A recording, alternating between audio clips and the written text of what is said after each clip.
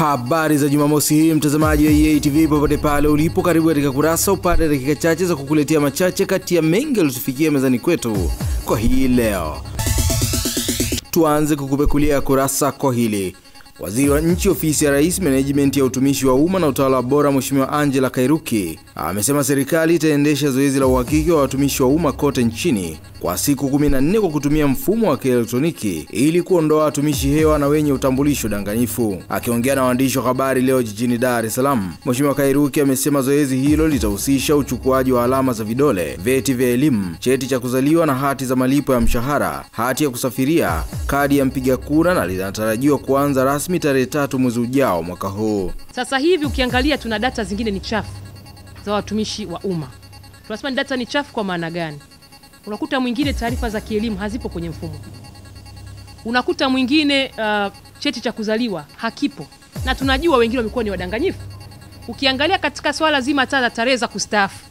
Leo hii mtu anachukua affidavit, leo ana tarehe hii wakati wa kuajiriwa. Akiingia katikati ghafla amepeleka affidavit anasema ni unajua nilizaliwaga hivi, ikikaribia kustaafu ghafla inarudishwa nyuma na mambo mengine kadha wa kadha. Ndio maana tunasema tunatumia zoezi hili muhimu ambalo mwisho wa siku lazima kila mtumishi wa umma na yeye ni Mtanzania lazima apate kitambulisho cha taifa. Tuendelee kukupekulia kurasa kwa hili. Serikali ya Tanzania imewaagiza viongozi wa wilaya kushirikiana na viongozi wa ngazi ya chini katika kuwabaini wale wote ambao hawashiriki katika zoezi la usafi kila Jumamosi ya mwisho wa mwezi ili kuwachukulia hatua za kisheria, kwa kuwa zoezi hilo si la hiari bali ni lazima. Naibu Waziri wa Nchi Ofisi ya Makamu wa Rais, Muungano na Mazingira, Mheshimiwa Luhaga Mpina ameyasema hayo wakati aliposhiriki zoezi la kufanya usafi katika maeneo ya fukwe za bahari zilizopo wilayani Kigamboni. Kwa mfano nimekuja hapa leo Kigamboni. Tunafanya usafi sisi, lakini mnaweza kuona wananchi wengine wako hapa wanafanya shughuli zao za uvuvi, na wale wana mchango mkubwa sana wa uharibifu wa mazingira, wa uchafuzi wa mazingira. Lakini sasa sisi tunawasafishia wao, alafu wao wanaendelea na shughuli zingine. Mkuu wa wilaya, wachukulieni hatua watu wote ambao hawashiriki swala la usafi. Na wengine wanadhani kwamba kufanya usafi huu ni swala la hiari, ni swala la kisheria.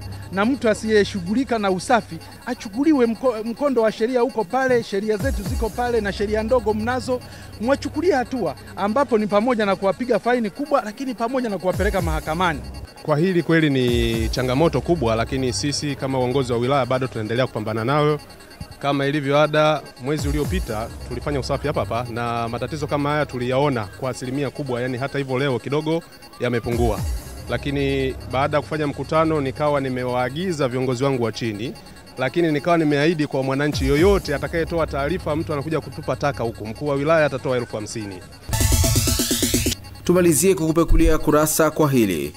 Wakazi wa Kinondoni Shamba jijini Dar es Salaam wameiomba serikali kuingilia kati mgogoro uliopo sasa baina ya wananchi hao na watu waliojenga nyumba zao katika mikondo ya maji na hivyo kusababisha maji hayo kutuama katika maeneo ya makazi ya watu. Wakizungumza na waandishi wa habari leo jijini Dar es Salaam, wananchi hao wamesema hali ni mbaya kwa sasa kutokana na mikondo ya maji kuzibwa na watu wengi waliojenga nyumba zao na kuweka vifusi hivyo na kusababisha maji taka yenye harufu ya kinyesi kuingia hadi kwenye nyumba za watu.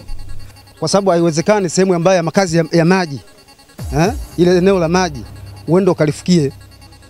Naona maji atakwenda wapi?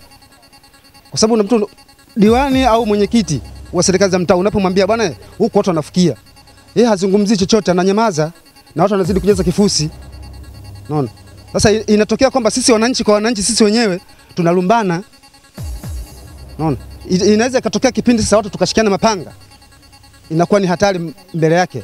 Hapa Kinondoni Shamba hatuna imani, yani tunafanya hivi kukomoana. Hasa wenye fedha ndio wanatukomoa sisi walalahoi. Ombi letu sisi tunaomba serikali, kama sisi hatuna serikali tujue moja, tujue la kufanya. Lakini tutapoumizana hapa tutauana.